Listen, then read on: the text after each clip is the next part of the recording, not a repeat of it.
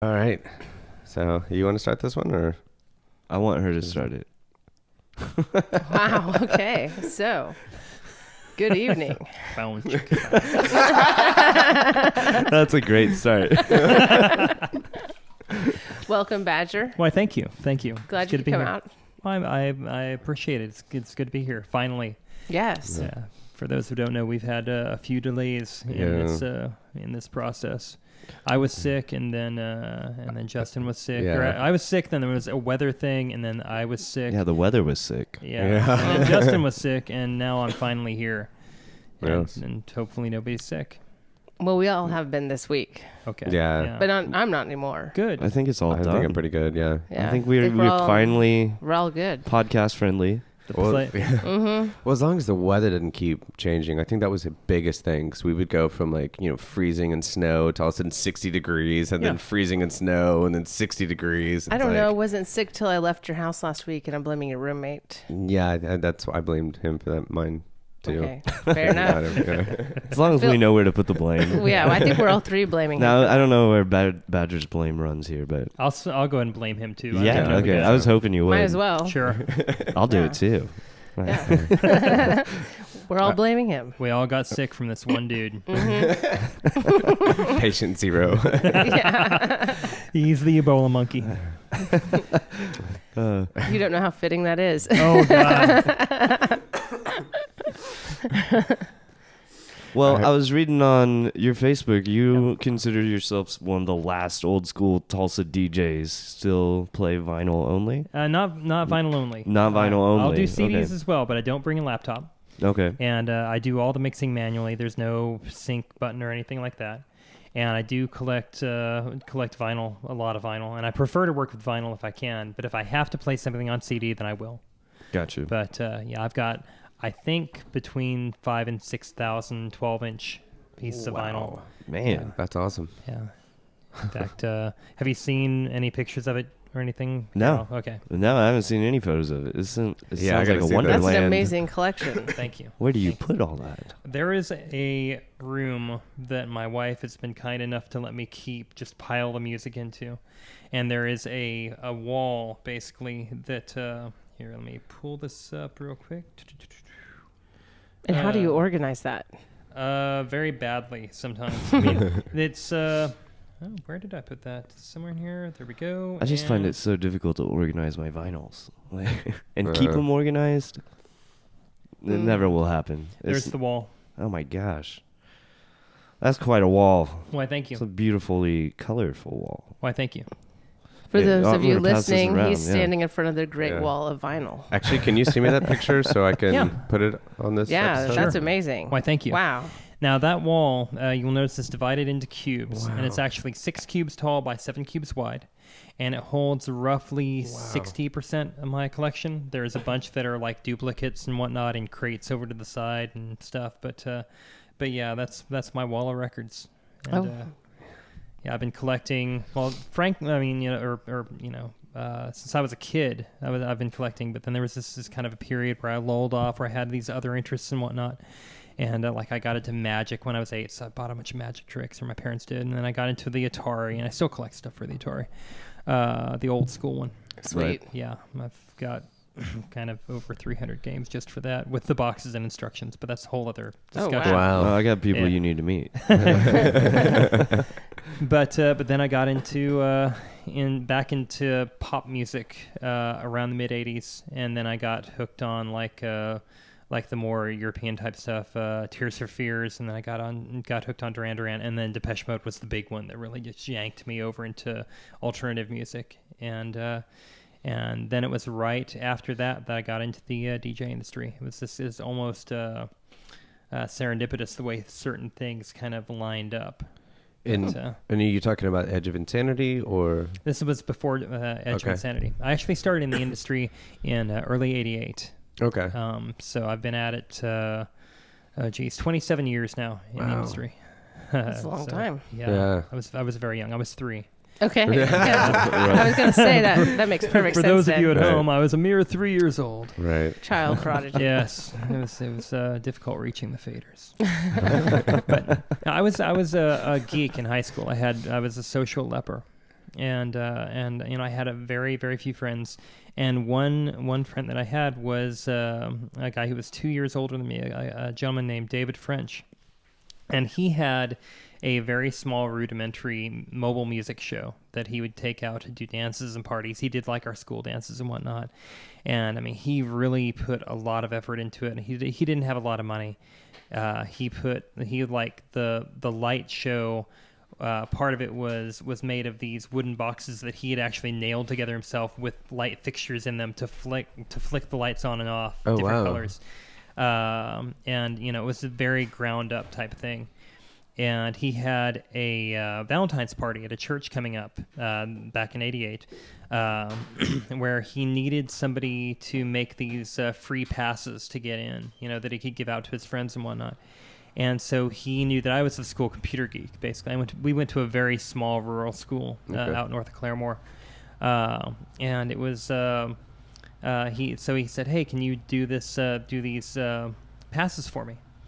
And I just stayed at home. I had no life. And I had an old Apple IIe, which at the time was, not so old, and like a dot matrix printer, and so I said, yeah, sure. So I brought up the best graphics program that I could and made out these fairly decent looking pass card things and printed them out like double-sided and glued them together manually and cut them out, and here you go. And he said, well, that's great. And again, I had no life. Like I didn't go out and do stuff with people. And for reasons I still don't understand, I said, hey, can I help you with this gig? And he's like, sure. So it was a couple of Saturdays later that I basically acted as a gopher and just, dragged around cables and whatnot. And a few days before that, or a day or two before that, he and his friend Gerard and I went out on my first real DJ record run, picking up 12 inches, like Pump Up the Volume and the Bangles' Hazy Shade of Winter. And I remember like Keith Sweat's I Want Her was somewhere in there. And I was just kind of along for the ride. We all didn't have much money. We feasted on like one order of crazy bread for lunch. And then we, driving around Tulsa, then we headed back home. And so I helped at this gig. And then I just kept going to these gigs, usually without any pay, and learning the ropes of mixing and working the light board and whatnot. And then eventually he had to go to college the next year, and the next spring he said, well, I'm heading off to college, and we're not going to be able to do this anymore. And I was really sad about it. And my parents had noticed that I was really coming out of my shell every time that I went to these gigs with him. I was going out and I was actually socializing, and I'd come back and I was a lot more outgoing whenever I went to these. And I was one of those weird gifted kids. And so they thought that I might be decent with running a business if they put me to task with it. And they weren't very rich people, but they were okay. I was an only child. They were decently well off, but not rich. But they had a bit in savings, and they said, if we put some money towards starting your own business, like basically back you, would you want to do that? And I'm like, yeah. So that's awesome. At 17, really I started cool. I started running my own DJ company. Thank you. Wow, that's really cool. My first performance was September 29th of 1989. Wow. So last September, I hit 25 years of actually DJing. Wow. That's pretty sweet. That's awesome. Thank That you. is really Yeah. cool. It's like my whole life. I know. Right? Yeah. Yeah. Crazy. Do you still keep in touch with David? I do. Really? There was this weird period where we didn't talk for like a decade, and we weren't mad at each other or anything. He just went on and lived his life and moved down to Dallas. And then with the magic of Facebook, he contacted me, and Alan Wilder of Depeche Mode, he does his own thing. He split from Depeche Mode like in the mid-90s, but he has his own thing called Recoil, and he was performing in Dallas, and Dave said, sent me a message, hey, Recoil is going to be performing down here. You want to come down? I'm like, yeah. And I went down. I think it was the first time we'd seen each other in person in like 12 years. Wow. And, but yeah, I've said it to his face. I'll say it, multiple times, I'm sure, over the rest of my life. But the guy actually changed my life, and it's one of those weird points where it's like, there aren't many people in anybody's life where you can really say this person completely changed the course of where I would have gone. And so, I owe a lot to Dave. He was an amazing guy. Well, he is an amazing guy. It's just, and we talk every now and then. He's down there, runs his own little video production thing. Cool. I shouldn't say little. He's got a really decent video production company down in Dallas now. Nice. And yeah, I'm really happy with how he's done. That's cool. Thank you. Yeah, especially talking to the old schoolers, we've heard some really great origin stories. But this is definitely on the top of my list. Well, I thank think. you. Yeah. Well, thank you very much. That's really cool. No problem. So, started your own company at 17, Yeah. doing this, and how did it progress from there? Well, I did mainly school dances at first, and then I went on and did weddings and whatnot and that kind of thing. And I grew in the mobile industry. I had a company called EKG Pro Mobile Music that lasted from '89 until the end of 2002. So yeah, I had a good run. So that progressed, and then in the fall of 1990, I went to TU for exactly 1 year. But went to TU, and I joined. They had a weird little experimental radio thing called Storm 101.5, which wasn't broadcast over the airwaves. It was actually sent in through the campus cable, so only students could listen to it. And because it didn't go out over the airwaves, the FCC couldn't control it. So they basically said, here's this student thing, and you can play pretty much whatever you want and get away with practically whatever you want. And it was amazing. And so I had a little show on there called DJ Badger's Psyche Shredding Game Show of Death. That's awesome. Which was mainly just me playing records and being lonely, which was just about as pathetic as it sounds. But it was fun for me at the time. And then it was after that year, because I left TU at the end of 1991, and I went to Rogers State College, which was far less stressful and much cheaper. Yeah. And that's where I joined the Edge of Insanity in its first year. Nice. I remember that. Yeah. Yeah, way back in the day. Mm-hmm.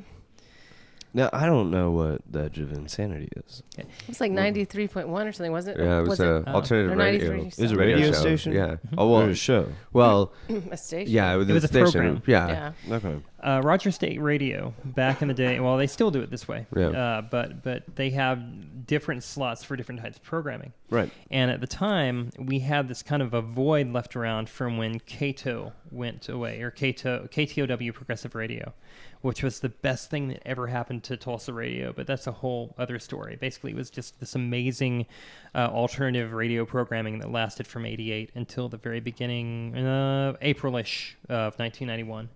It died out, and KTOW was wonderful. But again, I'm getting ahead of myself or something. But that died off, and then Edge of Insanity kind of filled its place at Rogers State Radio. And Edge of Insanity was this set of programs that happened, I think, practically every evening at a certain time, and then also on Sundays, and I want to say Saturdays too. And so if you tuned in during certain times on Rogers State Radio, KNGX 91.3, that's what it was back in the day, then you could listen to the Edge of Insanity. And so we got this weird little kind of cult following. And I eventually left the show April-ish, May-ish of 1992. Okay. And frankly, I didn't get along well with the guy who ran the Edge of Insanity at the time because he was kind of a prick. And, he was what scientists refer to as a dickhead. Yes. And and he'll probably hear this at some point. But but he and I had major ideological differences because I considered myself a decent human being, and I considered him not to be. And but no, we had a lot of clashing, and then I finally left, and then the Edge of Insanity eventually he left the college and took it to 92.1, and that's where a lot of people heard it. Because, I mean, they had the 91.3 thing at the college, but the 92.1 was like a late night program after all this classical programming. Right. Yeah. So it's like classical, and then you hit like 10 p.m. or whatever, and then boom, here's the EOI network, as it was now called. And it was that one guy that I just mentioned that I won't mention by name, and another person named Mother Teresa. And I never had anything against Mother Teresa. In fact, I never talked to her until 2010. I finally got to meet her. And really? She was like super cool. Yeah, just really, really sweet. And I'd heard all kinds of great things about her, not so much about the other dude, but about her. And it's, because guys different, but anyway, I'm saying way too often on this. I do Go through too. and edit out at least 2,000 or 3,000. You'll have your work cut out for you, Jim. Yeah. You know. Mm. As you do. But man, I just completely overtook this. I'm sorry. No. I mean, That's this what is, we want. Yeah, this is what it's We like about. this. Like getting Thank to you. know you and Yeah. and everything that's gotten you here, what created you, and We're Thank not you. exciting. Absolutely not exciting people. Nobody wants to hear us talk. No. Unfortunately, they get to. Yeah. Yeah. Comes with the territory. Mhm. If someone didn't rope me into this shit, like Ditto. that would be here in the first. Where does the name Badger come from? Badger actually comes from a comic book of all places. Okay. Way back in the mid 80s, there was a comic book that started coming out called The Badger, which was a spin-off from a science fiction series called The Nexus. spin-off? Is that the pun? Is that? Right. Okay. Oh, okay. I see it. What you did there, I see it. But yeah, there was this, and it was first released by Capitol Comics, and then it was later, like about 8 or 9 issues in, it was taken over by a company called First Comics, created by a guy named Mike Barron. And it was about this guy who had multiple personality disorder, and one of his personalities was a superhero called the Badger. And he made his own costume, and then he would go out and he'd beat people up for like jaywalking and stuff. It was this very weird little funny comic where I Reminds me remember. of That sounds great. What was that movie where the guy had the wrench? And he was like a self-imposed superhero. Super. Oh, Yeah. Is that what it was? super. Yeah, that's right. Yeah, it was kind of like that in a way.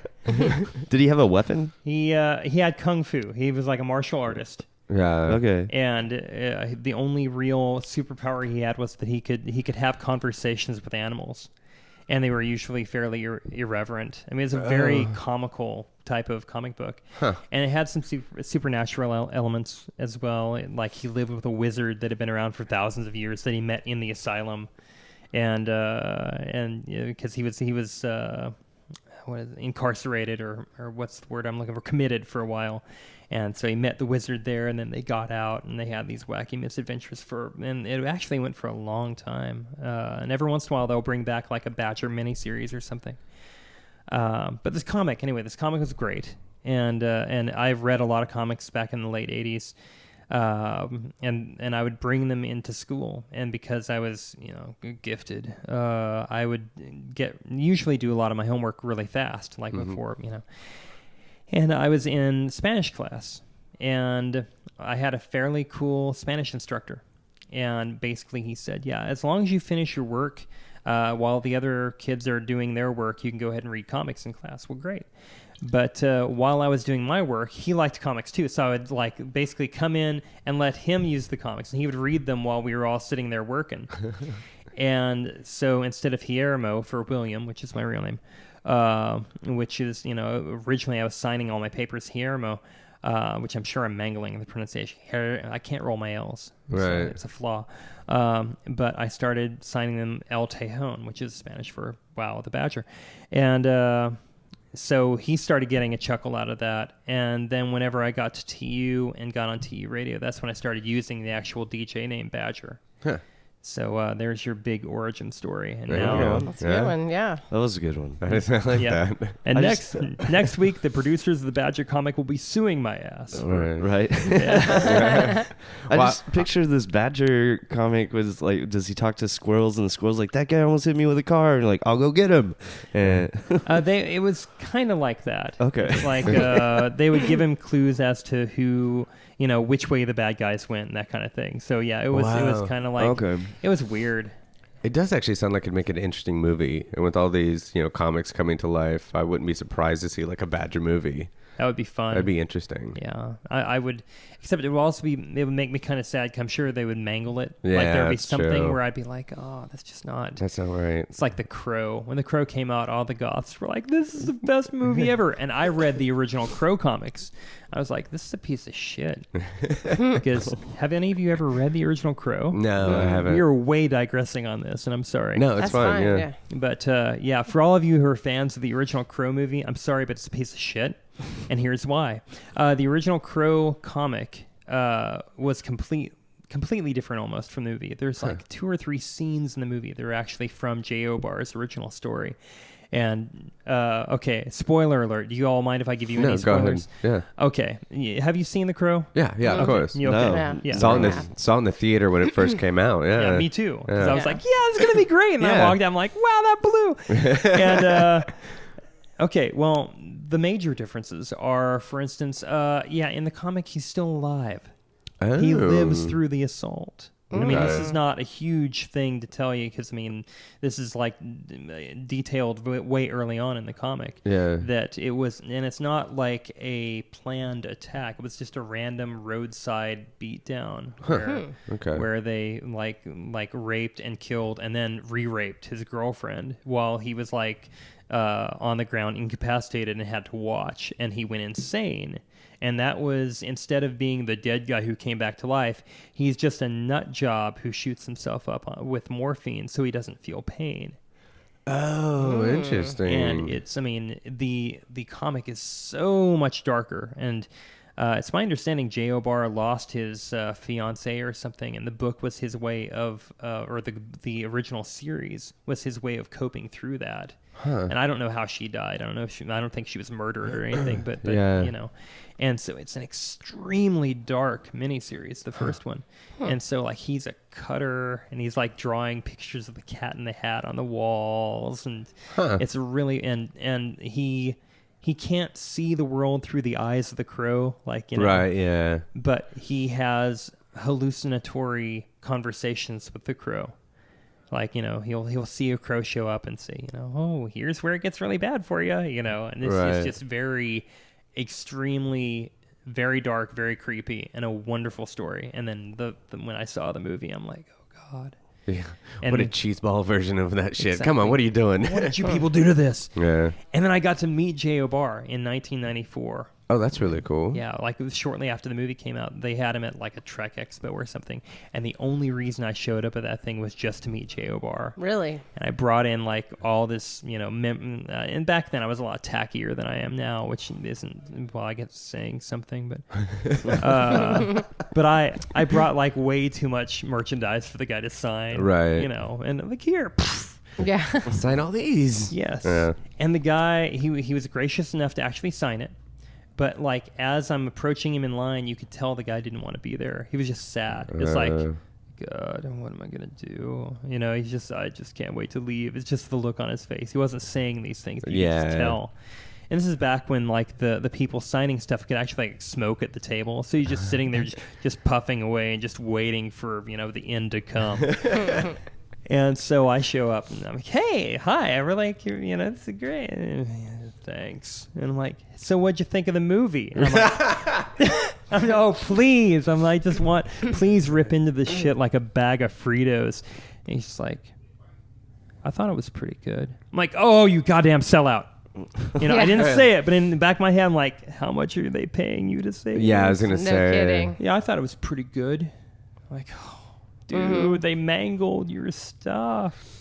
He probably can't say anything bad about it, though. Right. I mean, not if they're paying him something. They probably maybe even weren't, but was just saying like, you'd say anything, we're coming after you. Right, it's probably in the contract or something. That's probably why he was slowly dying in that chair, going, "I hate my life." Yeah. Yeah. But I bet the paychecks are still pretty good. Yeah, that's true. Sequel after sequel. God, and it just kept sequel. getting worse and Yeah. worse. I never watched any of them past the first one. I How did. many were there? There were 3.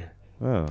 I've totally missed out on this my entire life, I guess. Really? I've never even heard of it. Really? Are you kidding me? Well, I don't remember ever hearing of it, so I probably Okay. never heard of it. Yeah, the There's second that. the second one was complete crap, and when the third one came out, I did the kind of well, maybe they felt bad about the second one and they upped it. Maybe, they did a better job. No. Yeah. Still sucked. Still sucked. It's very rarely that you're going to get a sequel that is anything compared to the original. Yeah, That's absolutely I know, true. Yeah. but I was still hopeful. But Texas Chainsaw 2 was an exception. Texas Chainsaw Massacre 2 I loved. And Yeah. the first one was good. First one is a classic. The Yeah. second one is very underrated. But it has like comic elements and whatnot in it. But still, it's very, very good. I'll have to watch that again. Oh, yeah. Yeah. Plus, it's got Dennis Hopper. Right. yeah. And I mean, like, just very few trilogies just stand the test of time. Godfather, Back to the Future, there's just very few. Yes. And then even still, like, I'm really pissed. There was only the Ghostbusters thing. Yeah. There's only 2 of them. Right. But now they're making the third one, and so they're doing it with the all-female cast, and then everybody was in an uproar about it. So now they're making another one with an all-male cast, and then one that's an all-female cast. I haven't heard that. Are you serious? Yeah. Yes. Yeah, they're doing That's that. silly. Mm-hmm. And Indiana And- Jones trilogy was great until they did the 4th one. Now I can't look at it the same. I've never even watched it. I won't.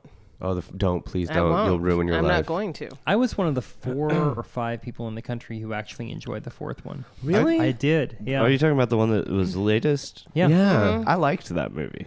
I just I haven't didn't. watched I it. just didn't think it was Indiana Jones. I thought in the first 3, yeah, it was wild. It was crazy. It Right. pushed the the very envelope of like reality and not reality. There was a lot of things where you're like, okay, you're pulling it, guys, heart out of his chest. You're doing all these things, Right. but it still felt like there was a line there, and I felt in this one it was just way over the line.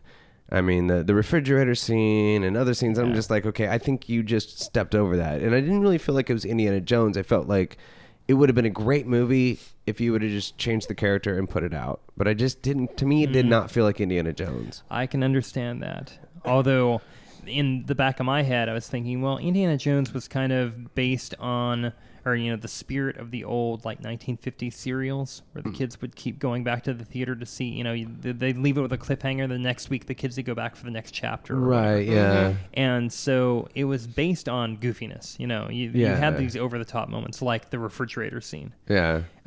So whenever I watched the 4th one, I wasn't expecting it to be as good as the first 3, and obviously it Right. wasn't.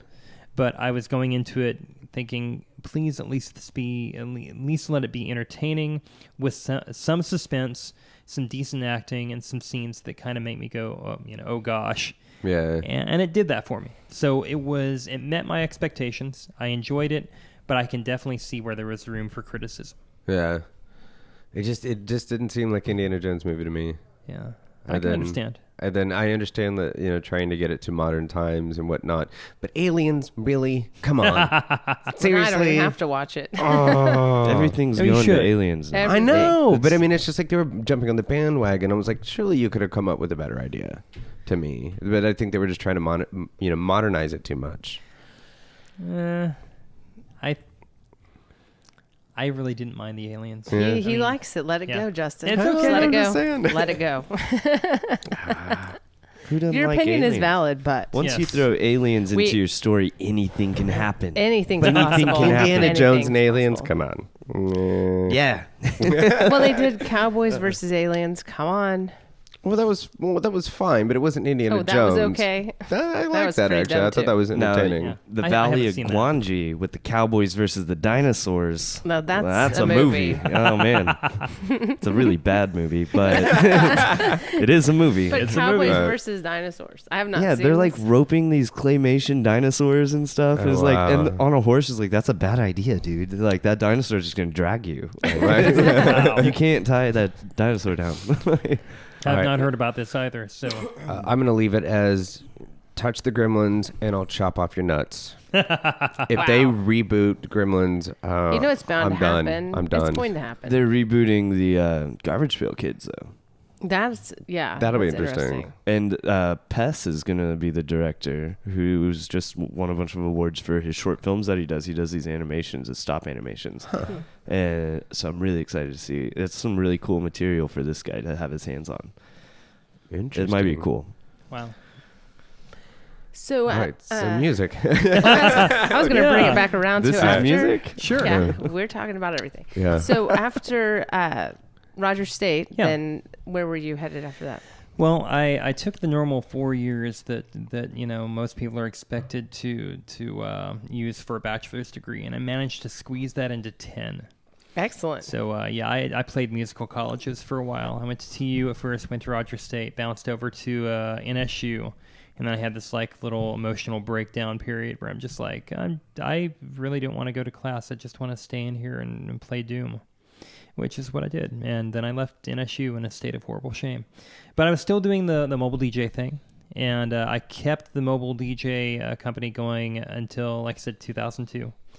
Around 88, 89 is when I started dabbling in production and remixing using Sonic Foundry's Acid, which is now Sony's Acid Pro. Right. And even though it's rudimentary by modern standards, I love that program.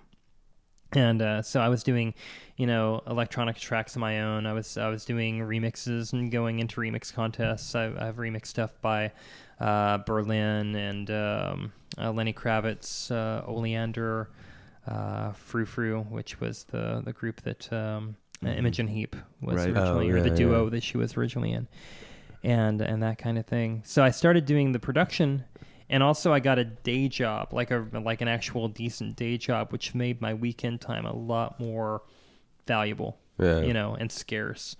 So I basically had gotten kind of burned out on the mobile thing.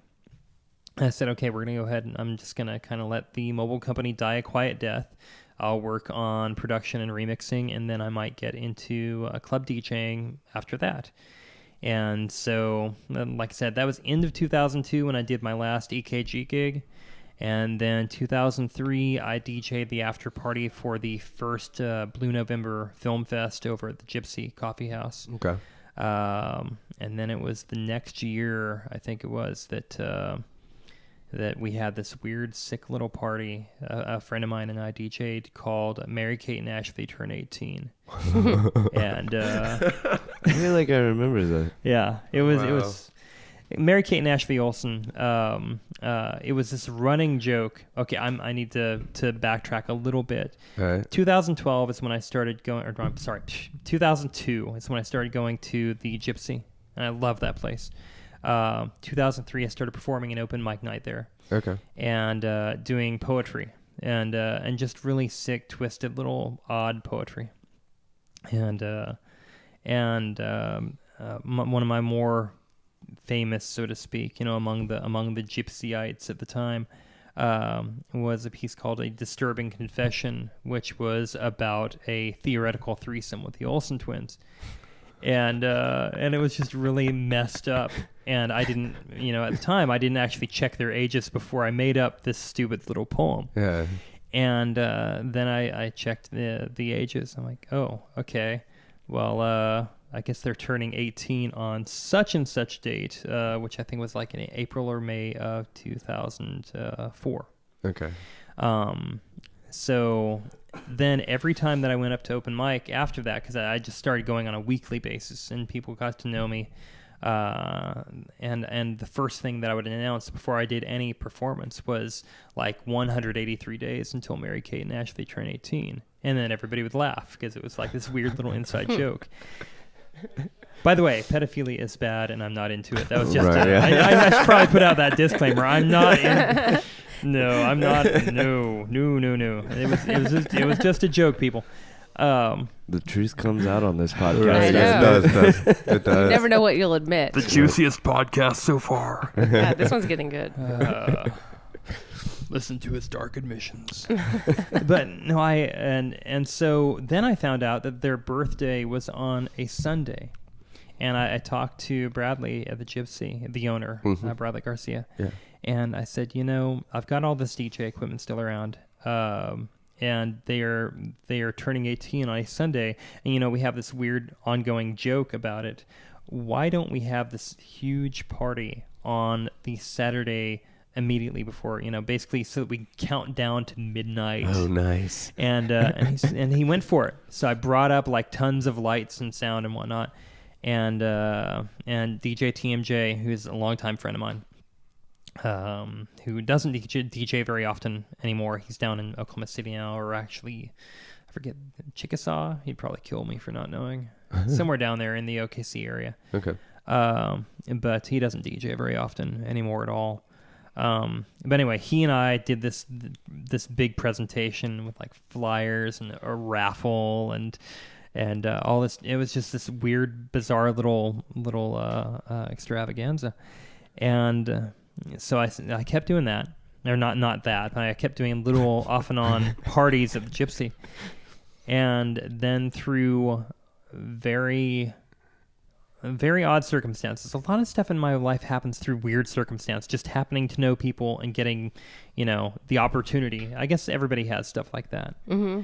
But I ended up meeting somebody who was the DJ at the Oklahoma Fetish Factory, which was an underground BDSM club. Huh. And I ended up DJing there and becoming their resident DJ for a short span. Where was that located? It was about 3rd and Charles Page Boulevard. You know where the Naughty Pine Barbecue used to be? Mm-hmm. Okay, yeah. Oh, there was this area over there. I'm trying to think, did I sign any contracts or any non-disclosures? Right. It's not there anymore. The club is no longer where I'm about to say. Right. But there was this like fairgrounds type of area over on the other side. And there's this one building like behind a fence. Like you had to get through a gate first, and then there was this building out behind it that this fetish club was using. Huh. And so I would go there, and I didn't participate in the fetish activity. Yeah, I was more of a spectator. Let's hear it. Come on. Do you support the fetish? Yeah, Wait, so did you say you met the fetish people at the Mary Kate and Ashley 18 party? No. Okay. No. Very different. That would just be weird. I'm sure. But yeah, that'd be something. Well, I'm sure that's a fetish, though.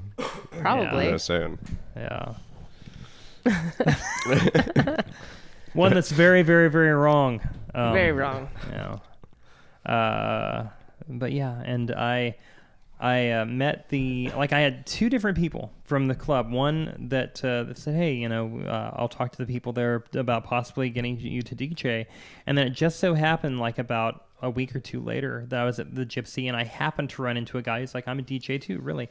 And he was the DJ, well, he was the resident DJ.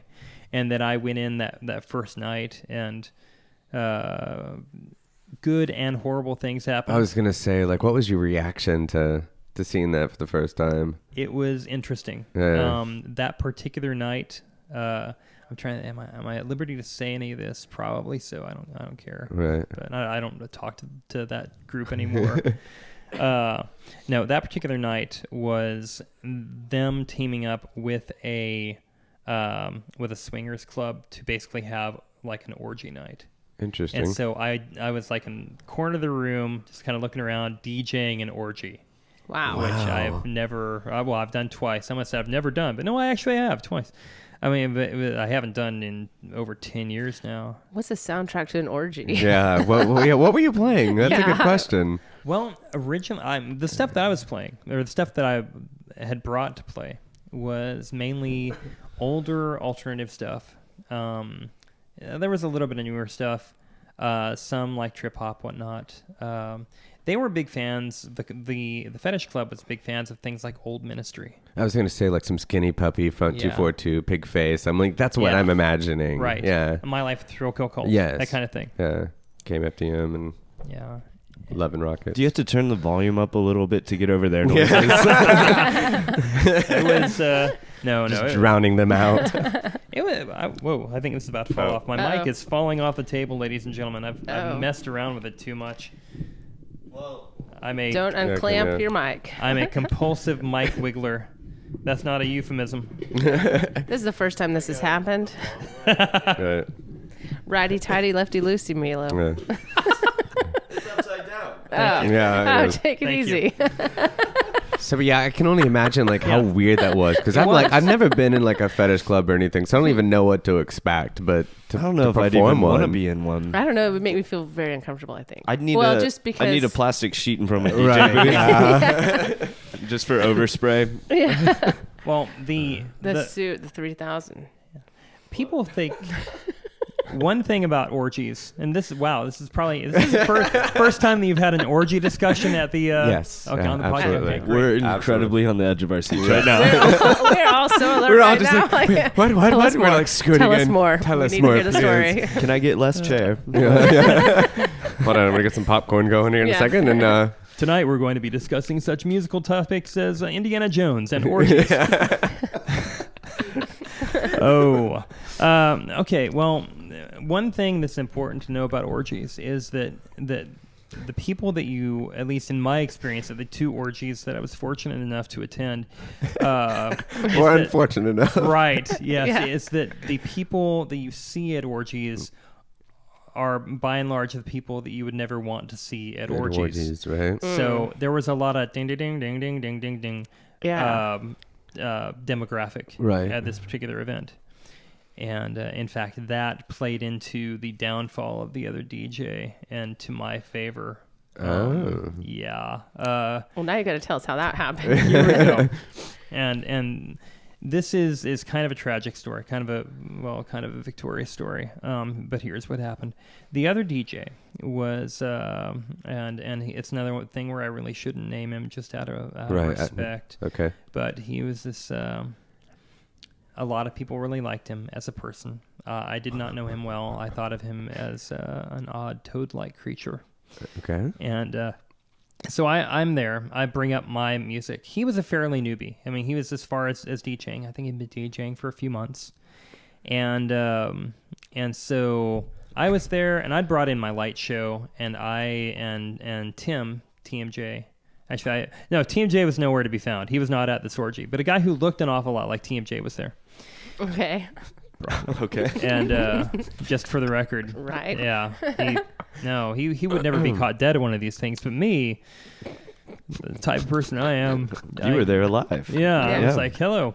Willing. And so, but this guy who looked an awful lot like my friend TMJ, who had There's just no getting over that. It's like, continue. So let's just say myself and this other friend of mine, Jim. We'll call him Jim. We'll call him or JMJ. No, it sounds like me and Jam Master J were this orgy. No, wait, not JMJ. No, let's just we'll call him Jim. So Jim and I are hanging at this orgy. No, not hanging. That sounds bad. We were fully clothed. The opposite of hanging sounds kind of bad too. But fully clothed is the right way to put it. Like, Yeah. Yeah. Fully clothed. Was this getting back into like is 2 chubs equal hard on? Like, I are we think back that's, to I think that that's where already? Justin was already. It's kind of full circle. That was before we even started the podcast. People don't even know what we're talking about. I know. I don't It's know probably that better they don't. Yeah. Oh my. I'm like crying over here.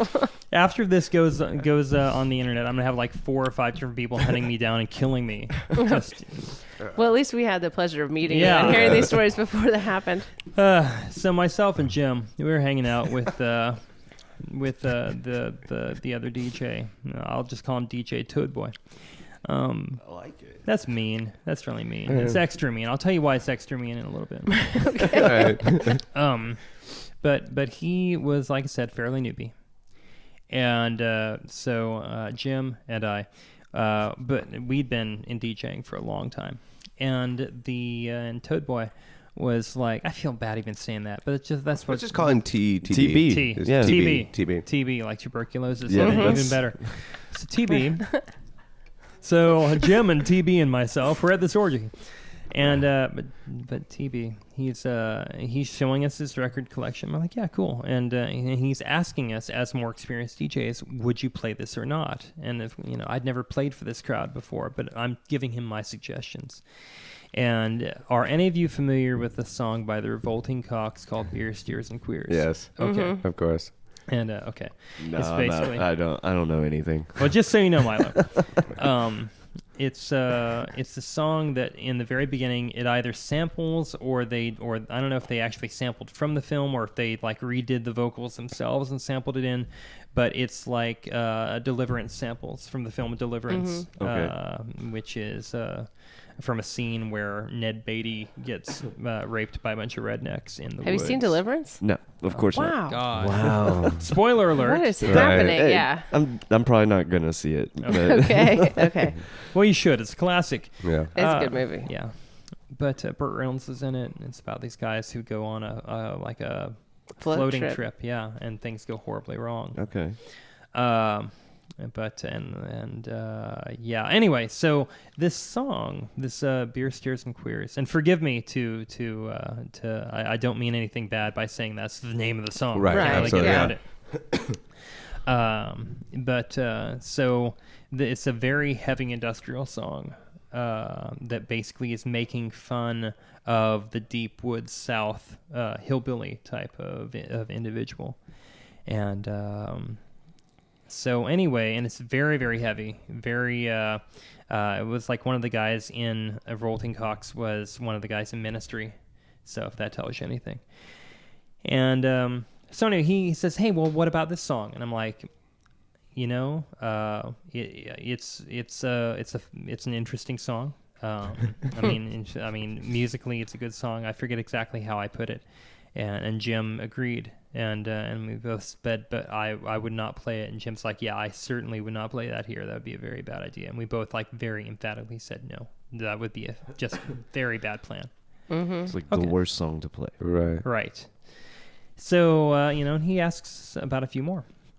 And then so we go ahead and we do the show. And I started out about 45 minutes worth of stuff. And then so he goes on.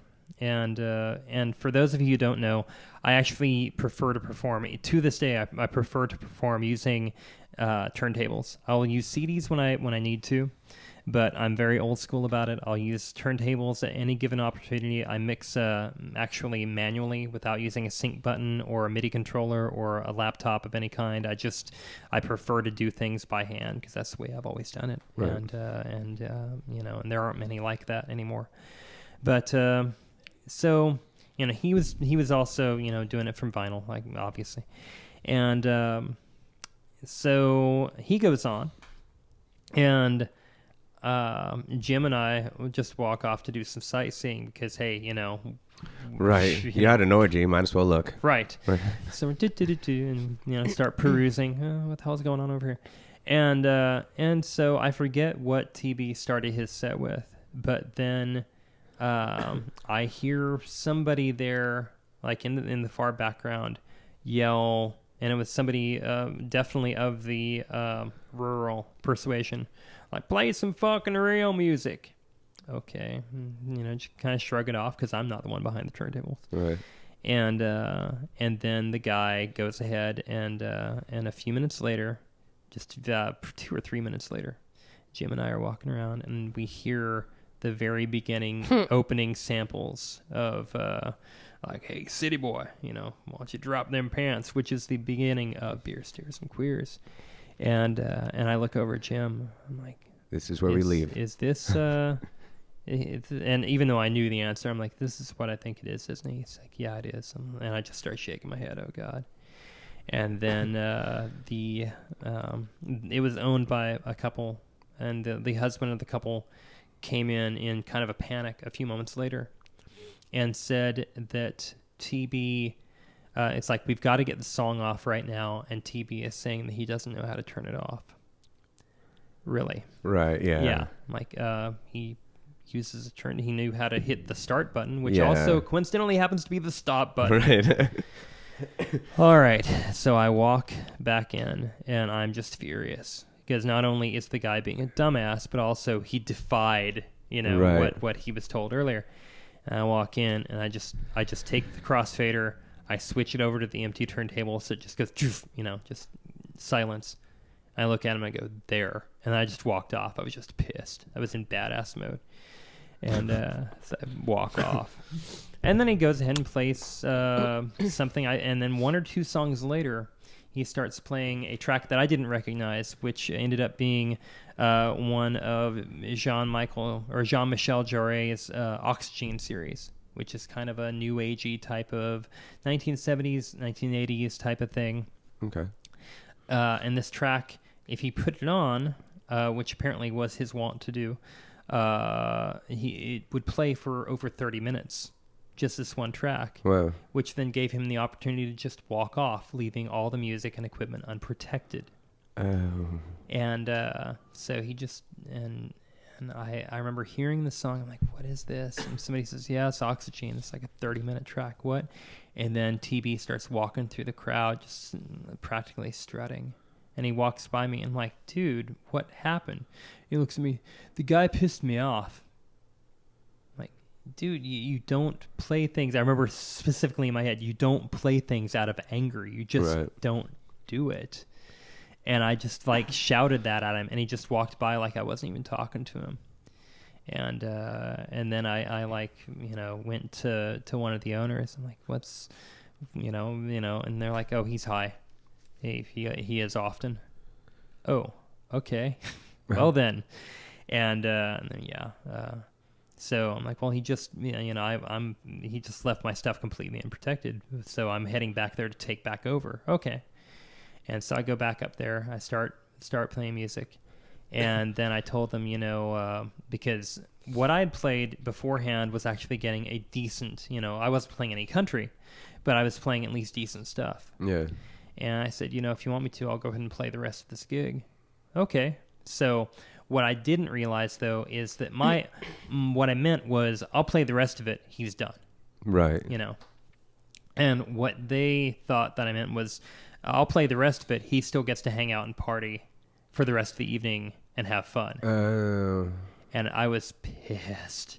And but I still went ahead and, as they say, rocked the party. I went ahead and played a decent set.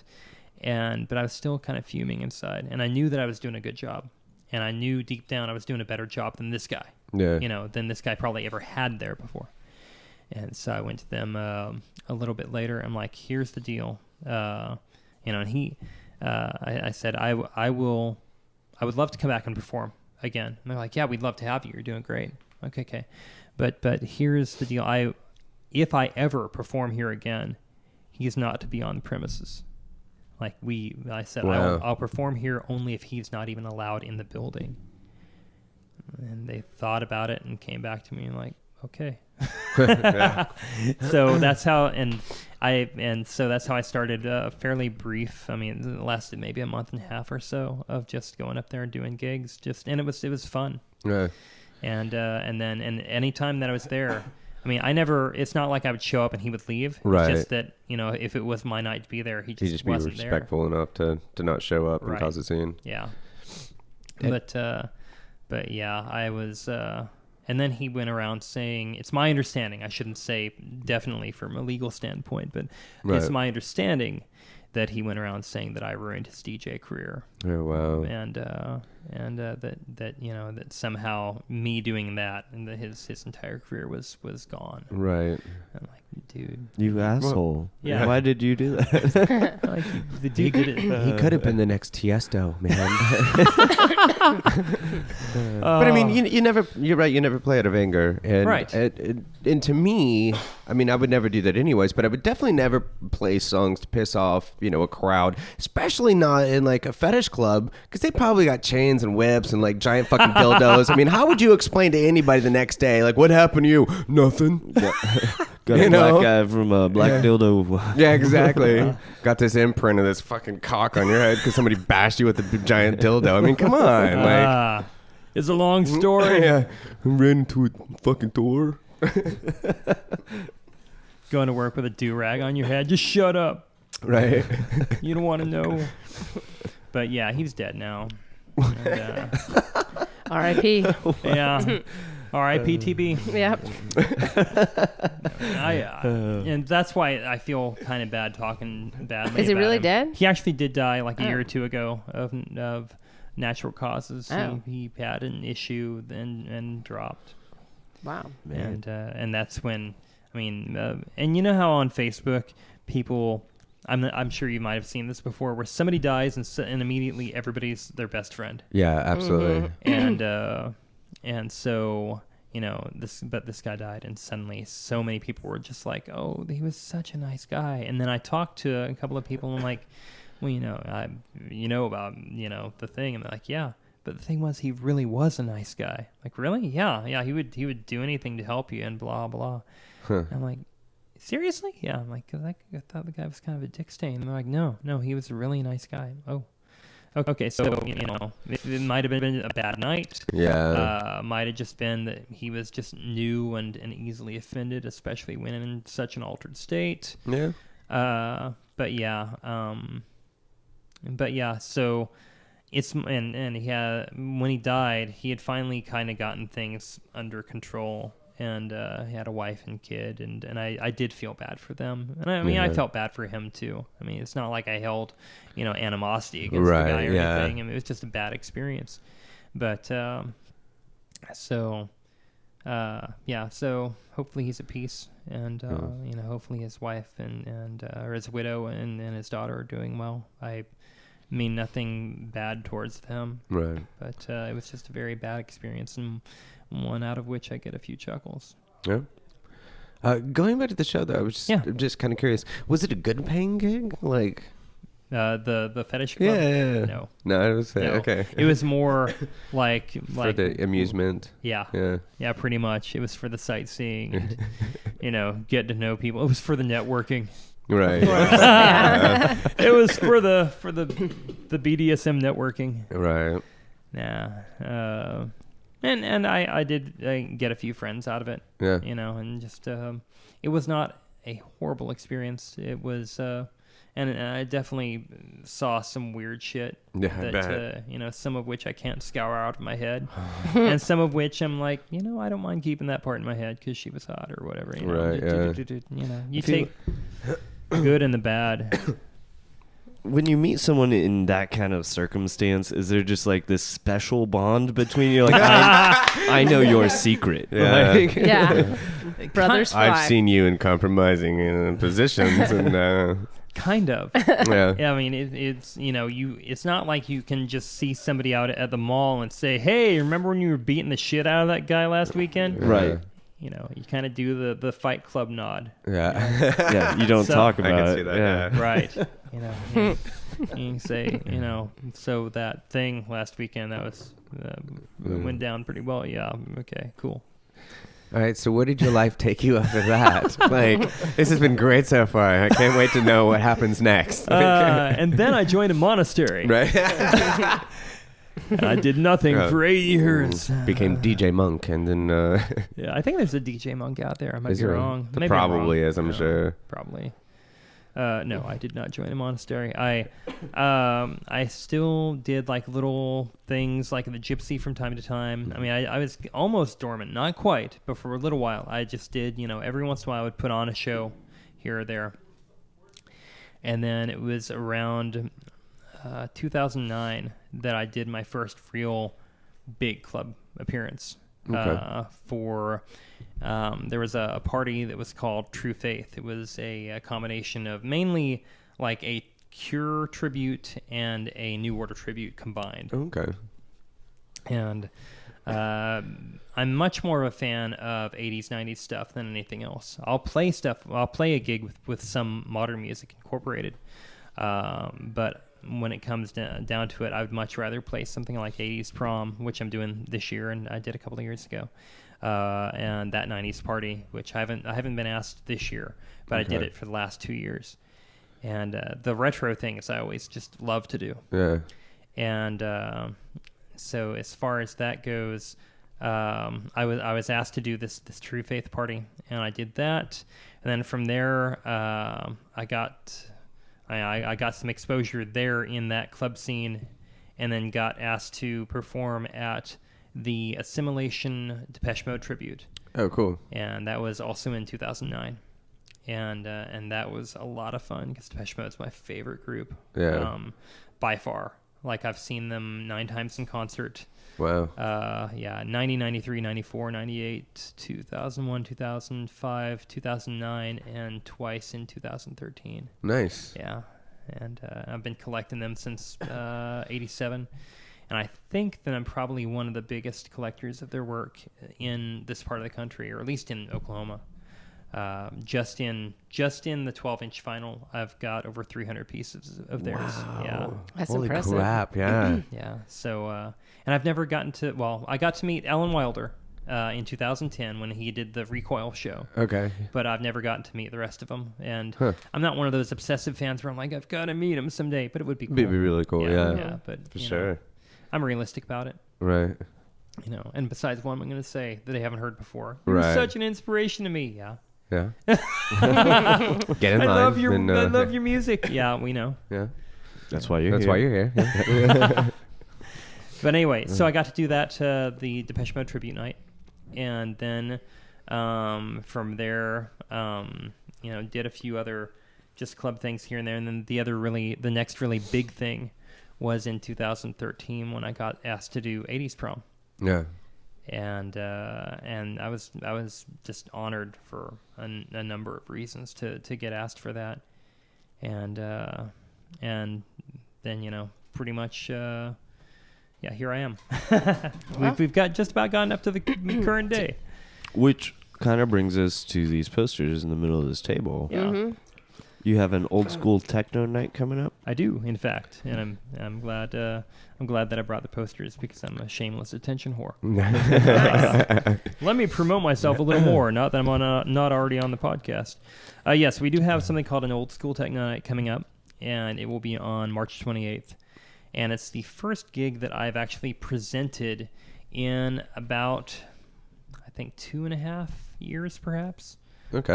The last really, big thing that I did, and it wasn't even that big, but the last really significant thing was I had the Great Gypsy Chill Out, which was all trip hop and whatnot, back in 2012. Okay. So this is the first real big event that I've put on since then.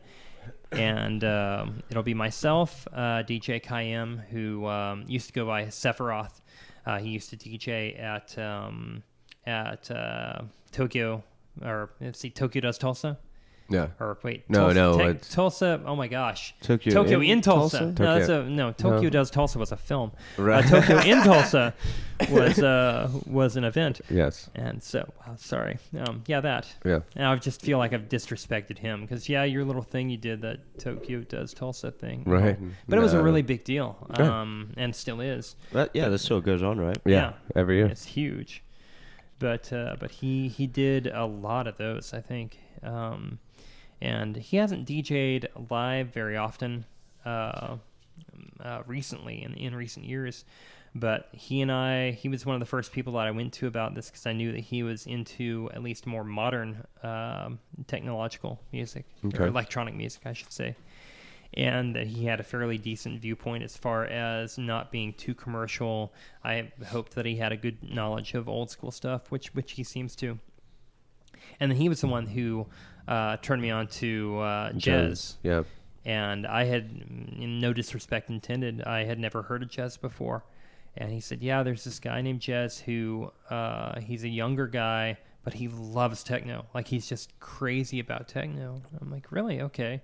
And so then I looked him up, and it's like Jez is younger than most of the tracks that I'll be playing at this thing. Right. Yeah. Because he is 22, unless Yeah. he's had a birthday recently. I don't think he has. But at last count, he was 22. And I started talking to him, and he seemed very down to earth and very... he is very down to earth. Yeah. And I was shocked because, most young people, especially young DJs, Mm-hmm. they think they're the shit, and that's kind of how they act. Yeah. And he was just this really, really nice guy, and like, wow, and very dedicated to his craft. I mean, you know, by talking to him, loves techno, loves getting into the history of techno, and just knows his stuff back and forth. And I listened to one of his mixes. I'm like, holy shit, this guy can mix like crazy. Yeah. And so I was glad to get him on board. In fact, one of the main things that I'm worried about Jez is that he is more of a purist than I am. Because when it comes to this thing, I'm thinking about stuff they used to play at Icon back in the day. And Right. do you remember? I remember Icon, yeah. And for those of you out there who don't know, Icon was a big techno-industrial club that Tulsa had from 1991, I think. I might be wrong on that. I know it closed down in 1997. And it used to be on Peoria, then it moved to Elgin. The Peoria one was the one that I went to quite a few times. Me too. And did you get to see Dead Milkman there in 92? Yes. Oh, wow. Yeah. That was an awesome show. That was. Yeah, that was my favorite live performance. Was the Dead? That would have been really cool. Yeah, October, November-ish of 1992. Wow. And it's just amazing. But that was like the de facto techno club. Yeah. That was like the quintessential techno club for Tulsa, and then it closed down, and things, and they weren't the same since, as they say. Things would pop up here and there, but they kind of paled in comparison to the Icon. Mm-hmm. Yeah. Absolutely. It's a legendary thing. Yeah. Well, I thought about doing the old school techno night for a while. In fact, I looked at a spreadsheet that I had of a potential track listing where I was just throwing stuff together, and I looked at the creation date of it, and it was like 2010. Oh, wow. So it's like, wow, I had this, plan in very early planning for over 5 years. But, I procrastinate. Yeah, right. Well, yeah. And a friend of mine, Gege Maccabee, he started a group on Facebook called Iconites Unite. And if you're looking for it, it's Icon-ites Unite. Okay. And it was basically this reunion group for all the Icon people to get together and just chat. And he put it out there. I'm sure he was probably hoping for maybe 70, 80, 100 people or so, And within the matter of a few weeks, he had 500 people in that group. And he was blown away. And I started thinking about it. Like, they have 80s prom. They have that 90s party. They have all these different little retro things here and there. But I don't remember anybody really just sitting down and doing one dedicated party for old school techno rave stuff. And this is getting back to the purist thing about Jez. We'll be playing a lot of stuff, or at least my set will include not only pure techno, but also some rave stuff, from some breakbeat stuff, some things that from a purist standpoint will not be actual techno. They'll be like I call it techno and techno byproducts. Right. But still stuff that would have been played at that time. Or bingo. Yeah. Right. And it's not an official Icon reunion. I mean, Right. Anybody who likes old rave music is welcome to show up at this thing, and you're going to be welcome. But I put the word out on the Iconites Unite group, and I mean, for me, if I create a party, if I start my own party, I'm happy if I get 30, 40 people. If I get 50 people, I'm just overwhelmed. Like, really, about 50 people want to come to my little shindig? Cool. At this time, the last time I counted, or not counted, but the last time I checked the page, the Old School Techno Night event page on Facebook had 135 RSVP'd to show up. And this is going to be in the upper story of the fur shop. Oh, wow. That's going to be a tight fit. Yeah. It will. Yeah. That'll be fun, though. Yes. If only half those people show up, it's going to be a tight fit. Yeah, Right, yeah. absolutely. So I'm like, if everybody shows up, are we just going to open the windows and blast it into the parking lot, or what? I say, honestly, I say take it to that backstage. Right. Do it Yeah, outdoors. outdoors. The weather should be perfect. Possibly. We'll see. Yeah. That's Yeah. thought. Yeah. Although the lights wouldn't show up as well there. No, but And I'll be bringing out lights. I mean, this is going to be a big thing. They have DJs there all the time. And no, not to knock them. I mean, there are DJs that I've seen there that have been fantastic. But I wanted this to be an event. yeah. And so we're going to have, along with, I'll actually be DJing on the turntables. Both Kayem and Jez are both laptop DJs, and I have great respect for both them. They're decent guys. They know their stuff. They're not like a lot of the brand new laptop DJs that keep popping up that'll, like, I can do this for beer and pussy. No. I've been DJing for 2 weeks. I'm well seasoned. No. I'm gonna put on this Get a mixtape. Shut up. But it's like, these are two guys that even though they and I don't knock people just because they use laptops. Even though I'm the old school guy, I realize we're in modern times now, and people do stuff with the MIDI controllers and the laptops. And I mean, heck, even Jazzy Jeff uses a laptop these days. I mean, he uses vinyl emulation. Right. But anyway, but these two guys, I know that they know their stuff. So I have a lot of respect for both of them. And so we'll be doing that. I'm going to be bringing out a lot of light equipment for my collection. Not only some modern day stuff, but also I've kept some vintage stuff around, a lot of vintage stuff from like back in the 90s. So a lot of the stuff you're going to see is the kind of things you would have seen in clubs back in the day, because they're not just light effects like them, but they're the actual types of equipment from back then that I've kept in pretty good shape. Wow. So it's gonna be a party, and no cover. Nice. Yeah. Nice. So it's just show up, party, get a drink, don't be an asshole. Yeah. That's all that's all I ask. But if you want to get a seat, get there early. Yes. Get there early because it's going to get that's swamped. good to know. Yeah. Mm-hmm. I feel like Justin's just going to come to watch your lights. By all I means. absolutely know he will. I've got a problem. You Really? do. Okay. I'll still go on eBay and look up stuff from like the 90s as far as light effects go. I mean, I still buy vinyl like crazy too, but every once in a while when I get a hankering for another light, I'll go back and say, find like a used Meteor Pro Beam or an old another Optikinetics wheel or that kind of thing. Yeah. Some of the old Martin stuff. Well, Martin wasn't really 1990s, but Martin did some great stuff. Yeah. Some of the older Chauvet and some of the older American DJ, even though the quality is a little bit iffy. Right. The American DJ, some of the older products were really sweet. I'm like, yeah. And I'll go on there, and every once in a while I'll get a good deal and say, yeah, I'll get a couple of those, and I won't tell my wife. Yeah. And I know my wife, and if she's listening to this podcast, she will not have made it to this point.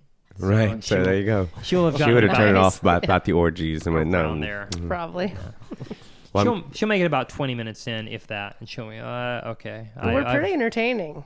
Yeah, but No, Yeah. it's not going to happen. she's heard too many of my stories. Yeah. Oh, true. And I mean, we've been That married makes sense. like 8 years. Yeah. So let me see. Yeah, 8. Good. You better hope she's not listening this long at this point. Yeah, it was 8 of the most wonderful years of my life, dear. We've been married for 12. Well, I only liked 8, but Wow. So other than this old school techno night, what else do you have coming up? Anything on the horizon? Well, I will be performing on the main stage of 80s Prom again. yes. Okay, yeah. That's right. And that's April 11th. 11th. Yeah. Yeah. Cool. And that is, I had to miss last year strictly because of my kid's birthday. Really? Yeah, I have two little sprogs. One just turned 3, and the other one will be 8 on April 5th. And last year just Matey's prom happened to fall on his birthday, and there was a bit of confusion in communication back and forth between my wife and I as to whether or not I should do it. Oh. Yeah. And then it ended up anyway. Right. So I didn't do it. And but 2013 I was on the main stage, which was amazing. I got to DJ alongside DJ C, Sean Kibble, for those of you who know him. And the cool thing about that is that back in the late 80s, back when I was a kid, going out to clubbing for my very first time with Dave French, we went to the Beat Club. Do you remember Beat Club? Yes, I was just talking about that the other day. Awesome. Yeah. And Beat Club was this 51st and Sheridan, where there's that kind of tacky technical college place that used to be a movie theater. Yeah. Okay, back behind there, kind of where that shopping center starts to curve, there was a big furniture store. I forget what it was called. But then there's kind of a crack that a lot of people don't know back there. There's this opening where, or at least there used to be, and I think there still is, where you can drive a car back behind. And there used to be another, I figure there still is, another building back there that you don't see from the front. And that used to be a club called Beat Club. Oh, wow. And you would walk, and like you go in, and there was Dayglow stuff everywhere. And they had, I think, was it a Volkswagen? Mm-hmm. There was a car inside the club. And then there was a huge movie screen where they would just show weird shit. First time I went, they were showing Terry Gilliam's Brazil. Oh, nice. Yeah. That's a great movie. And, of course, with the sound off because they had, music going. And the first time that I went there, Dave introduced me to the DJ who was Sean Kibble. Really? Wow. And then I never talked to the guy again until I met him on stage at 80s Prom 2013. Oh, how funny. And I knew, That's of a long course, time. I was going to be meeting him, but I was like, dude, 25 or, whatever, 24, 25 years ago, whenever I very first went to a club, you were the DJ, and I probably made him feel hella old. Right. Yeah, right. back in the day. Talking about the Beat Club is making me feel old. Yeah, me But- too, really. But I loved it. Yeah. That was so much fun. It was. Mm-hmm. And so I got to meet this guy who was, like, to me, a really big deal. So it was an Yeah. honor just being able to work with him. Yeah. And so this year on the main stage will be Robbo, myself, Lynn Kay, Right. Robbo's wife, and Sean again. Oh, And there's cool. a fifth one. I want to say Xylo is on the main stage. Jeff Whitlatch. Yeah, I was gonna say Jeff's not in there. I feel like he would be in there. Yeah, Okay. yeah, Xylo. Xylo Sesame is the name that it goes by, and I think it's just going to be amazing. Yeah. Because 80s Prom is the biggest party every year. Yeah. And to think that I'm still reeling from the fact that I was able to DJ on the main stage of this thing 2 years ago, Right. and now that it's coming up again, I'm like. Performances don't normally make me extremely nervous, but 80s Prom it's a big deal. Yeah, it is. Yeah. And even after being in the game this long, it's like every performance makes me a little bit nervous, but 80s Prom is just a little bit more because there's so many people there. It's huge. I yeah. still think if you walk up on that stage to play and you don't get a little bit of nervous, you need to quit. Yeah, That's how I feel about it. that's true. Because those nerves are more of just a concern of you want it to go well. Right. And if you walk up without having any kind of concern of, fuck it, I'm just going to do it. It's like, what are you doing it for then? Right. So I always kind of respect that nervousness and yeah. Yeah, I still care about it. I still have massive passion for it. Yeah. It's just I don't DJ nearly as often as I used to, Yeah. but I really put a lot into it when I do. Yeah. That sounds really cool. Yeah, thank you. But and then there's one other thing that I'm doing that I No, we just had room for two. Oh, I'm sorry. Yeah. Just kidding. Go Let me ahead. tell you the rest of the year how it lines up. Right. No, there's one other thing coming up on the 21st of this month, actually. Okay. And it's going to be very different from those two. It's not really a huge party. Okay. But there is a company called Hitched, which is a Hitched Wedding Company, as I think the proper name for it. Okay. But HITCHED. You can find them on Facebook, and they're having their grand opening party. And what they basically do is they're a pop-up wedding company, where if you're not wanting to have the gigantic long-term pomp and circumstance of where you plan it 6 months or a year ahead, and this is for people who want to have something that's really, really cool, but you don't have to put that much planning and that much, it's a little bit more informal. And it's just not, but it's not like going to the courthouse. It's kind of like a great alternative. Right. Yeah. And, where they can basically do it practically anywhere. That's really cool. You want to have a performance, at the park, then, you can do that, and they can arrange something or, that kind of thing. And, but a friend of mine started this company, Brittany Murphy, who is really cool. And she's also the owner of To the Nines Photography, who does a lot of my photography at events. And so she started this Hitched company with a friend of hers, and they're having their big grand opening. And I'll be DJing at that thing coming up on the 21st of this month. So it's like I'll be and I'm not sure exactly where at the event that I'm going to be, but they're going to have a bunch of different vendors and whatnot. Okay. Well, that's my next question is where it was going to be. If there's kind of a spontaneous wedding thing, where will the event be at? The event is in Broken Arrow. Okay. And is it open to the public? Yeah. Okay. Yeah, you can just show up. Okay. And they're going to have a lot of vendors there. I'm sure they might have like, well, I shouldn't say I'm sure. Probably like a florist type thing and, different food vendors. Things. Yeah, exactly. And so it's going to be fun.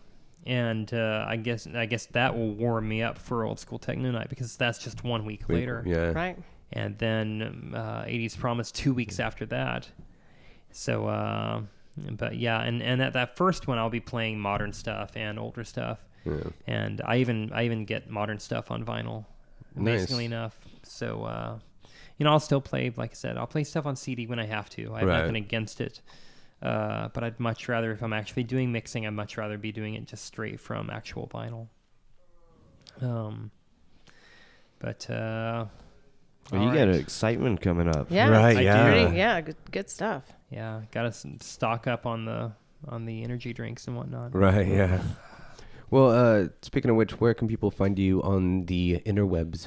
On the interwebs, I have my own site, which is djbadger.com. Okay. On Facebook, if you go to facebook.com /TheRealDJBadger, and the reason for that is that when I set up my original personal account, I picked DJ Badger as the profile name there. It's under my name, my regular name. But the HTML, the HTTP says, Badger. yeah.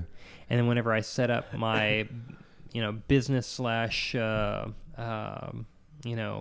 account or whatever you want to call it, my music account, I set that up and I'm like, oh crap, I've already used DJ Badger. So the real DJ Badger. Nice. And there's another one out in the UK. There are a few others. I think I'm probably the longest running one. But there are a few other Badgers out there. And so djbadger.com. Then on Facebook, like I just said. Mm-hmm. And also if you're interested on Mixcloud, if you go to www.mixcloud.com /DJ Badger there, I've got at this point over 36 different mixes for free legal streaming. Wow. And that goes for anything from pop stuff to there is some old school techno stuff out there. There's some old school house stuff out there.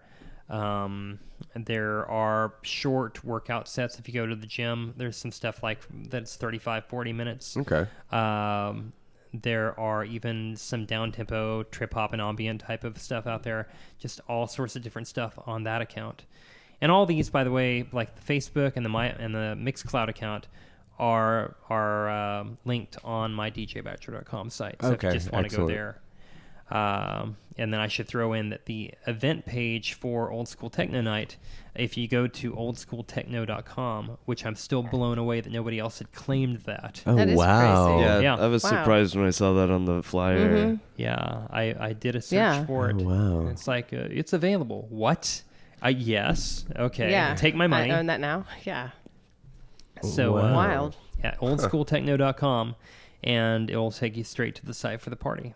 Nice. Yeah. So, I'm all over the place out there. Nice. This Very cool. weird little DJ with this weird little online presence. And now you know too many of my stories. Well, they were great stories. Yeah, thanks for sharing them with us. No problem. Thank you. It's been an honor. It's been really cool. Yeah, I'm very, very much looking forward to the show. And, Absolutely. of course, 80s prom. Yes. So. Yeah, I think both of them are going to be awesome. Yes. Well, all three things should be awesome. But as far as the actual, massive parties, I think that both of these things should be pretty great. And heck, I should throw in that also I'm getting back into the mobile thing after. Really? Yeah. Very cool. Which is where the hitch thing comes in. Is that I have been planning for a long time to go back into the mobile industry after 2002, after that company died. I'm finally going to be doing weddings and stuff again. Nice. That's cool. Yeah, I've kind of, part of me in some weird masochistic way, no pun intended, missed it. And I've Yeah. been like, I kind of miss doing the wedding thing every once in a while. Get back to your roots. Right. And plus, there are so many people out there and so many companies out there doing it badly Right. Yes. Very, very true. that I'm like, the market is saturated with people who they get a laptop, they get themselves a pirated copy of, Virtual DJ or Right. Serato or whatever.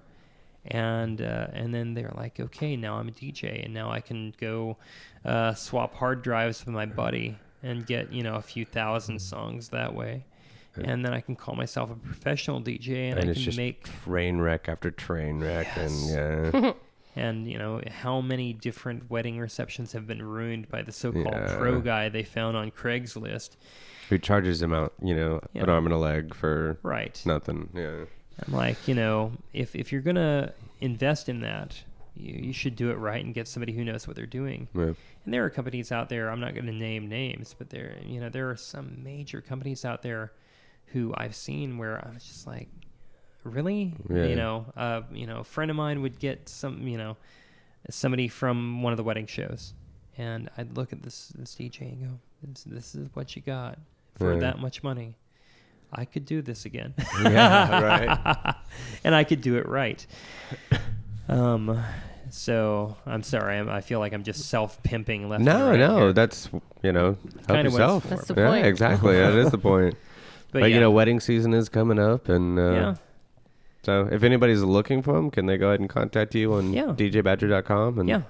Cool. The best way to contact me is you can go to my site, but then go to the Facebook site and just send me a message through my Facebook page. Okay.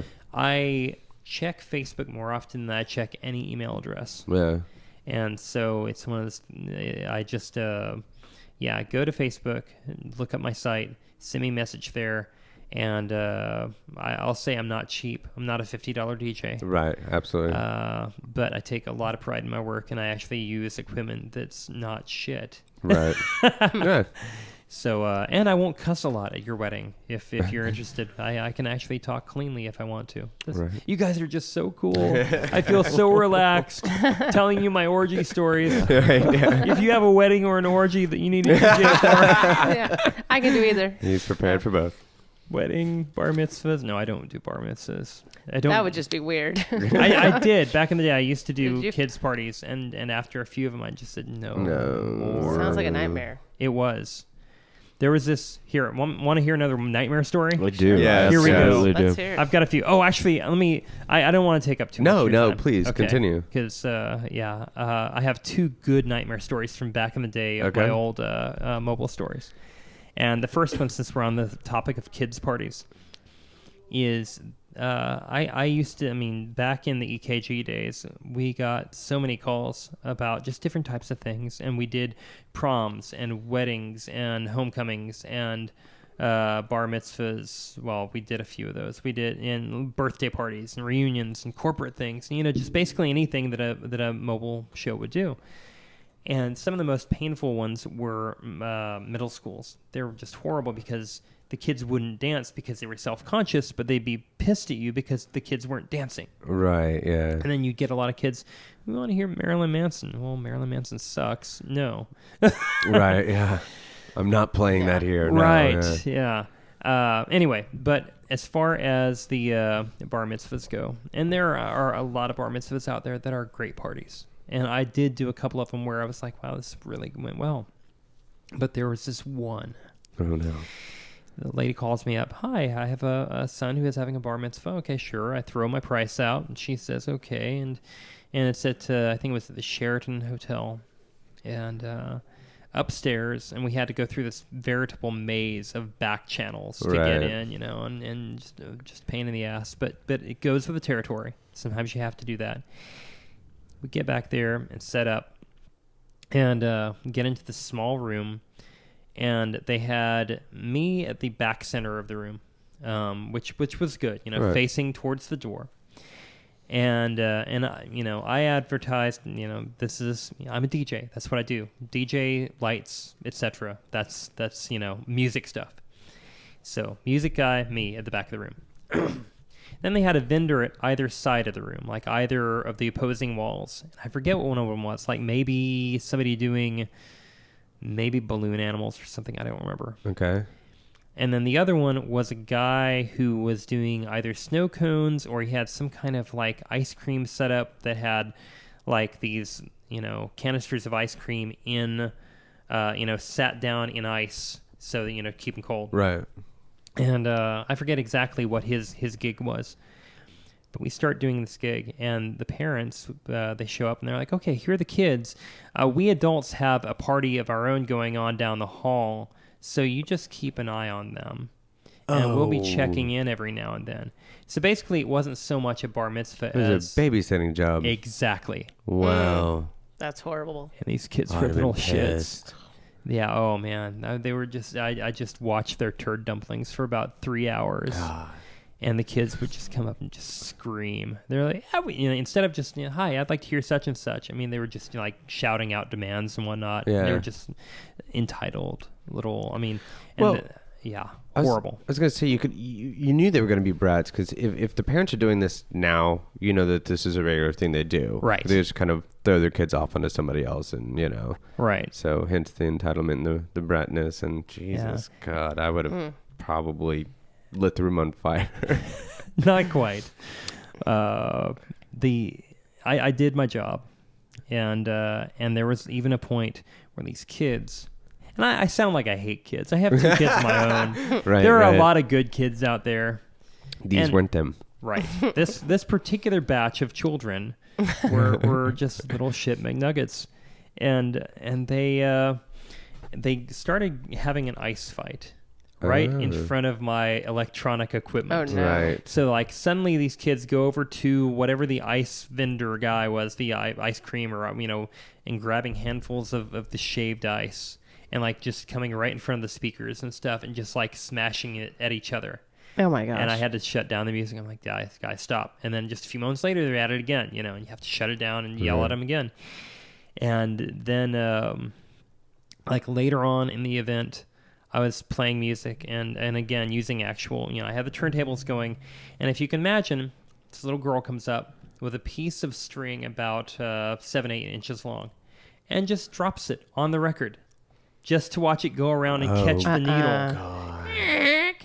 I look over and I remember just, why would you do that? I wanted to see what would happen. And I didn't kill any of them. Amazingly, I don't know how. enough. Wow, I don't know either. Wow. But I did. I just somehow restrained myself. It was the job.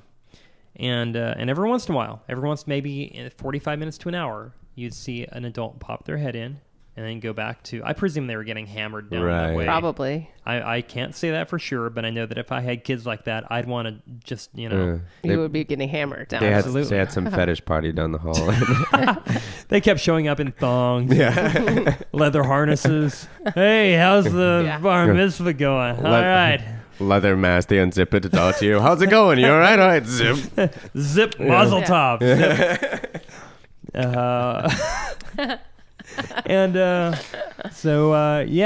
So end of the night, the family did come in for like a few minutes to put the kid on the chair and lift him around like tradition goes, and then they went right back to their party. Wow. And at the end of the night, the mother came in and she walked up to me and handed me my check.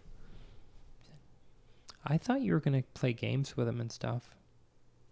Wow. And in my head, I'm thinking, you hired a DJ, not a fucking clown. Right, yeah. I'm sorry you were expecting Chuckles the fuckhead to come in, Entertain. No, right. But I said, no, I'm a DJ. I play music like we discussed. And then she just kind of walked off disillusioned. And that was one of the turning points where I said I'm not doing any more kids parties. Yeah. I don't blame you. So yeah, that was one of the horror stories, and I had a lot of great gigs. Don't get me wrong. But like any profession, you're going to have horror stories, and that's one of them. Forgive me. So anyway, the other horror story, and this one goes back quite a ways. Back when I was a kid. As you do, your family has family friends. Yeah. And we had a family friend whom I won't name, but really nice guy, super nice guy. And he and his wife split apart, and I didn't like her as much, but they had kids, you know. They split up, and she left, and he was, you know, and then he met this other lady that had like 3 or 4 kids of her own. It was like not quite a Brady Bunch type thing, and married her, and she was super sweet. Her kids were super great, you know, good family, and they were in the neighboring town. So, and then one of the young ladies who was a teenager got involved with this particular guy who was kind of a ne'er-do-well, and so anyway, he ends up. You can't see the air quotes on the podcast. Right. Accidentally shooting her in the heart, killing her. Oh. Wow. Yeah, like we were having an argument, and I just happened to point the gun at her and went off. You know, and so, you know, family friend, basically, you know, child of our family friend gets killed, you know, and the kid went to juvie or whatever for it, because I think he was maybe 16, 17. Wow. So, you know, there's your tragic backstory. Okay. 1992. I'd been doing the mobile thing at that point for about 2.5 years. It was early 92. And I get a call from the father of a bride. And yes, my daughter's getting married. Okay, cool. And so he, you know, I give him the price. You know, we talk about what the show's like. I give him the price figure. Okay, great. Here you go. Great. Here's where to send. Here's my name. Here's where to send the contract. Cool. Okay, great. Set it up. And so we get to it was over at Rogers State College in their I forget the name of it, the big hall they had there. And so, you know, get there, set up the equipment, and it was not usual for me to not ask the name of the bride and groom. I mean, I knew the first name of the daughter. And so we set up the equipment, and you know, I kind of walk by the cake and look at it, and okay, yeah, you know, the first names and whatnot. And then as right before, like about maybe half an hour before we start performing, the younger brother was cool, of the guy that had killed my family friend walks in, like, oh, I didn't know you were DJing my brother's wedding. Oh. Really? No. So this is Scott's wedding. Yeah. Oh, okay. And he didn't recognize me, but obviously I knew who this dude was. And I managed to do my job, stay professional, got through the whole gig. But I'm just like, wow, I'm performing wedding music for the enjoyment of this guy who killed this, you know. Yeah. That's horrible. Yeah. God, yeah. Wow. That's the best horror story I can give you, or the most awful horror story I can give you from back in the day. That's pretty tragic. Yeah. Wow. Let's not leave on such a note like that, too. Wow. Yeah. All right. Do you have a story of one of your most entertaining or best ones, like funniest story or something? I mean, like other now we're than, like, whoa. Can we go back to the fetish I club? want to chuckles the fuck face. I've been waiting for you to say that for so long. Can we go back to the fetish club? We've been waiting for you to We're at ask. this point, All you I'm had just to do was saying. ask us. I don't mean physically. I mean in Oh, the you stories. didn't really want to go? Oh, fuck. Well, at that. No, I mean we're still going on the podcast. I'm just Okay, saying, like, cool. in the podcast. Yeah. Good. Sorry, go ahead. I lied earlier. I never had any good experiences. I hate this. I don't know why I do it. This last 25 years of my life What have is been going hell. on here? I only do this because I want to suffer more. You are safe. I wish I never met David. David French, fuck you. Yeah, David, you ruined my life, sir. I just wanted to be a sad computer geek, sitting alone, just playing on my Apple. Ironically, all I ever wanted to be in life was a clown and entertain people. I just wanted to be a clown who made you know, snow cones for people to throw at each other. Right. The irony. I'm trying to think of any really good happy story. I mean, I had great experiences. Yeah. But you always kind of remember, You remember the the bad, tragic, yeah. Yeah. Of course, bitterness, yeah. because you find humor in it. Let's see. And I hate the dead air, so I'm just kind of stammering and trying to think of something We can really, start really filling awesome it. that happened. Yeah. We're good about just going on We can tangents. fill We it could with fill this for a while. I'm actually surprised we haven't hit that many tangents. We really haven't. No. We've done pretty good. Yeah. I mean, what did we do? Like Indiana The Jones movies. Yeah. Yeah.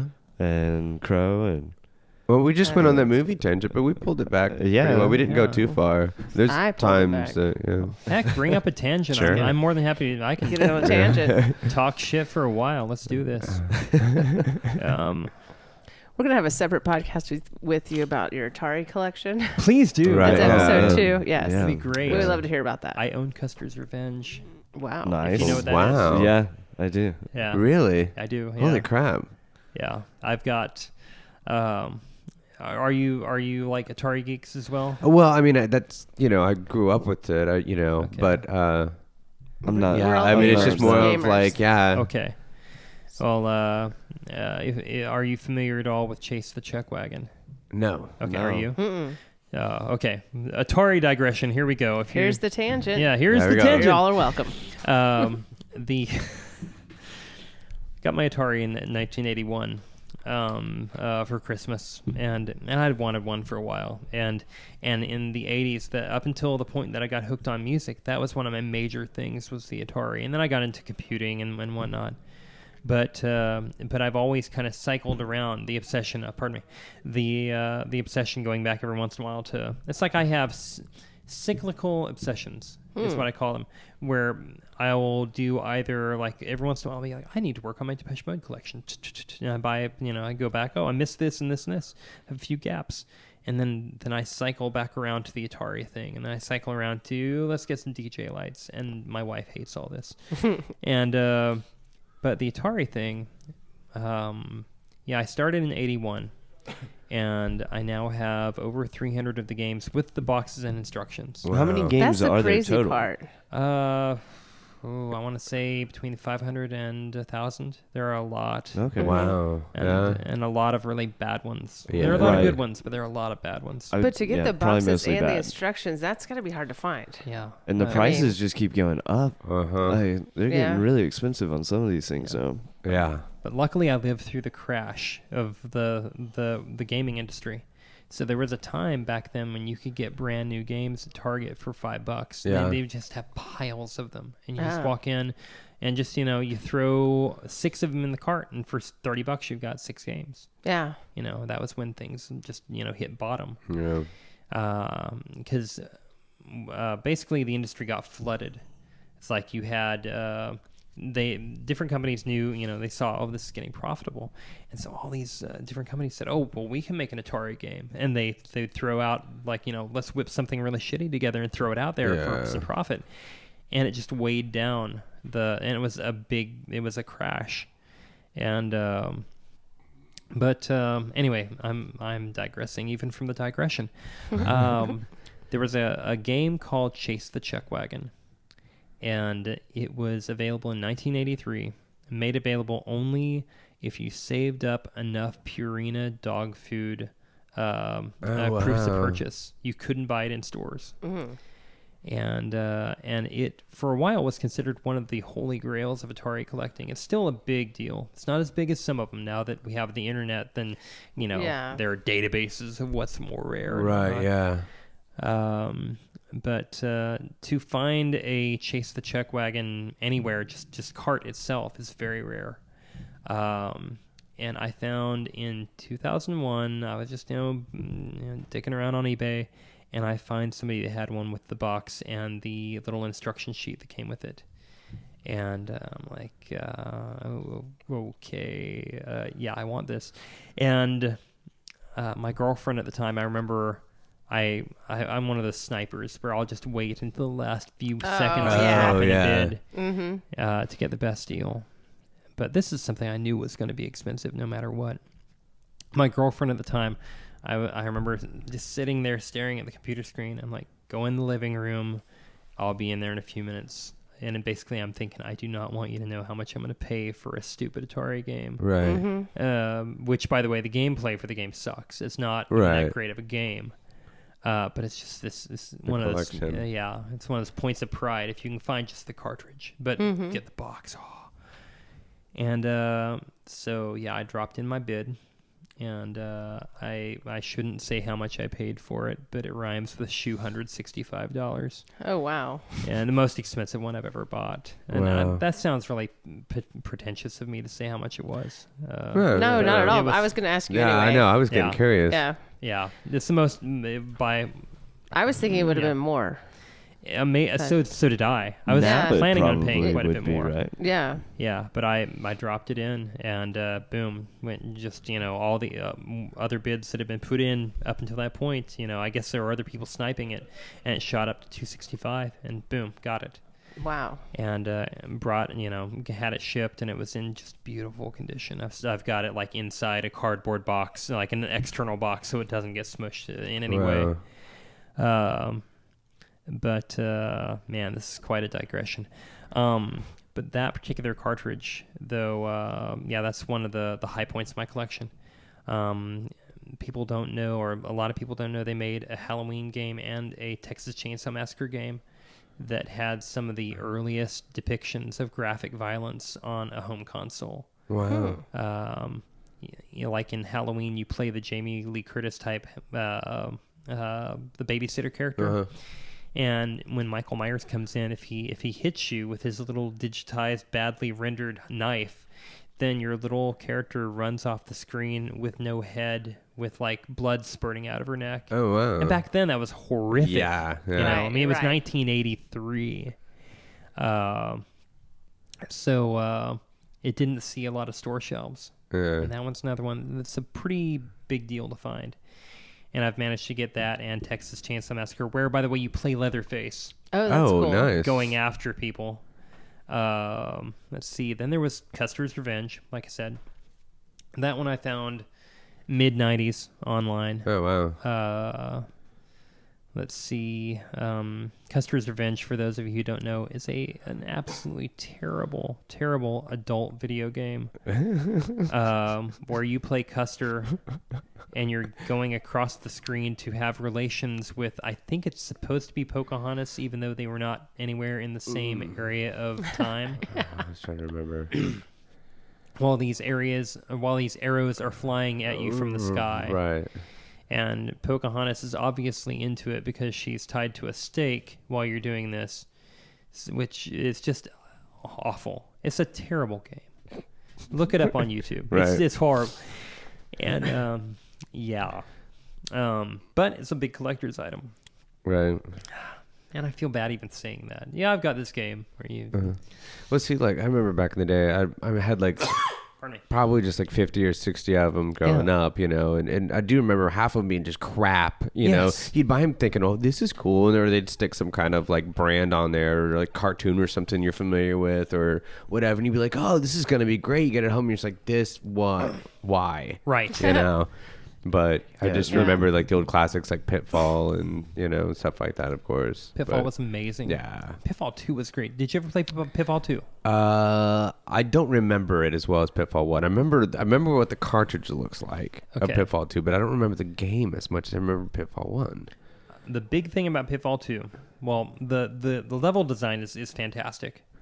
And it's very innovative insofar as how many different elements it adds on top of the regular Pitfall. Okay. But the really cool thing is the music. It has like a theme song that's running in two different harmonic voices. Well, we're two tracks basically. Right, yeah. Which for the Atari was unheard of. Right. And another good thing to look up on YouTube, if not only to see the gameplay, but definitely to check out the music, because it was just amazing for an Atari game. I'm going to have to, like, YouTube that when we're done. Pitfall 1, though, was a game changer. Yeah, it was. And, I have a great amount of fondness for that game. I remember we were talking about just the other day when Atari came out with the wheel and the button on the side. I love that Yeah. controller. Now, there were two of them. There was the paddle controller, which... I just remember, like, the big knob and the button on the side.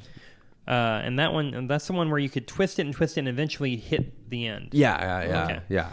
And then they made a special driving controller for the Indy 500 package that didn't have an end. Oh, really? So you could just keep turning and turning. Oh, I didn't and not have that to, one. Yeah. Uh-huh. Do you have that? Yeah, I do. You're like, duh. Well, that one's actually not that hard to No, find. I That don't one's know. actually Right. fairly easy Oh. to come by. So do you still sit around and play? Every once in a great while. And I introduced my older son to it a few Oh, years wow. ago. I was going to ask So, you that. Did you let him play? Yeah. Yeah. Cool. Yeah, I sat him down. I'm like, this is Custer's Revenge. No, I didn't. Right. I was like, okay. Dodge the arrow, son. Yeah. Looking for Pocahontas. Sounds like real life. Right. Yeah. Yeah. No,